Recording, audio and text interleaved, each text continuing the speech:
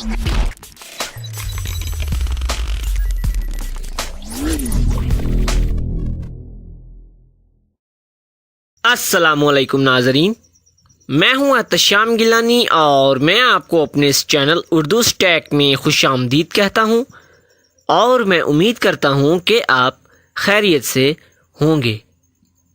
आज मैं आपको अपनी इस वीडियो में बताऊंगा कुछ ऐसी ग़िज़ाएं जिनसे आपको डिहाइड्रेशन हो सकती है। मेरे इस चैनल उर्दू स्टैक को सब्सक्राइब करने का शुक्रिया।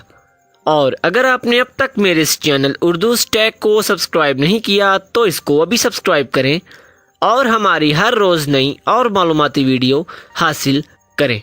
अप्रैल का महीना शुरू होते ही गर्मी अपना रंग दिखाना शुरू कर देती है। गर्मी के बढ़ने के साथ हमारे जिस्म को भी ज़्यादा पानी की ज़रूरत पड़ती है। हमारा जिस्म डिहाइड्रेशन का शिकार इस वक्त होता है जब ये ज़्यादा पानी खारिज करता है। डिहाइड्रेशन की असल वजह ना सिर्फ कम पानी पीना है बल्कि कुछ ग़िज़ाओं और मशरूबात की वजह से भी ऐसा होता है, क्योंकि ये ग़िज़ाएं पेशाब आवर होती हैं। लिहाजा सख्त गर्मी में डिहाइड्रेशन से बचने के लिए इन ग़िज़ाओं से परहेज़ करना ज़रूरी होता है।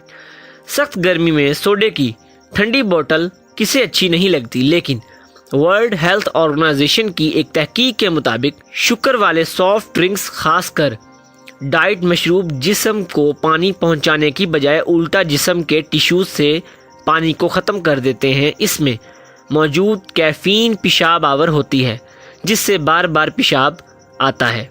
डब्बों में पैक फलों के जूस जो कैलोरीज से भरे होते हैं डिहाइड्रेशन का बायस बनते हैं, क्योंकि इनमें कार्बोहाइड्रेट वाफर मिकदार में मौजूद होता है जिससे पेट को नुकसान पहुंचता है और डिहाइड्रेशन की अलामत ज़ाहिर होने लगती है। चाय में सेहत बख्श पॉलीफेनोल्स और एंटीऑक्सीडेंट्स होते हैं, लेकिन ये डिटॉक्स चाय डिहाइड्रेशन का बायस बनती है जो सेहत के लिए नुकसानदेह है। डिटॉक्स चाय के इस्तेमाल वज़न और पेट को कम करने के लिए किया जाता है, लेकिन इनमें अक्सर में सुना मक्की जो दस्त आवर होता है शामिल होता है। लिहाजा अगर आप वज़न कम करने के ख्वाहिशमंद हैं तो इसके लिए अपने डॉक्टर से पूछकर सही चीज़ का इंतखाब करें। ज़्यादा प्रोटीन वाली ग़िज़ाएं मसल्स बनाने और एनर्जी फराहम करने का बेहतरीन ज़रिया हैं, लेकिन इनका ज़रूरत से ज़्यादा इस्तेमाल डिहाइड्रेशन का बायस बनता है। लेकिन एक रिसर्च जो कम, दरमियानी और बहुत ज़्यादा मिकदार में प्रोटीन इस्तेमाल करने वाली खिलाड़ियों पर की गई के मुताबिक जो खिलाड़ी बहुत ज़्यादा मिकदार में प्रोटीन लेते हैं इनके गुर्दों की कारकर्दगी मुतासर होती है, और जब वो प्रोटीन का इस्तेमाल में कमी करते हैं तो इनके गुर्दे फिर से सही तरह काम करने लगते हैं। लेकिन इस तहकीक का मतलब ये नहीं कि आप प्रोटीन वाली ग़िज़ाएं बिल्कुल तर्क कर दें, बल्कि ज़रूरत इस बात की है कि आप जब भी प्रोटीन वाली ग़िज़ा खाएं पानी ज़्यादा पिएं। तली हुई चीज़ें नमकीन हो या मीठी डिहाइड्रेशन का बायस बनती हैं।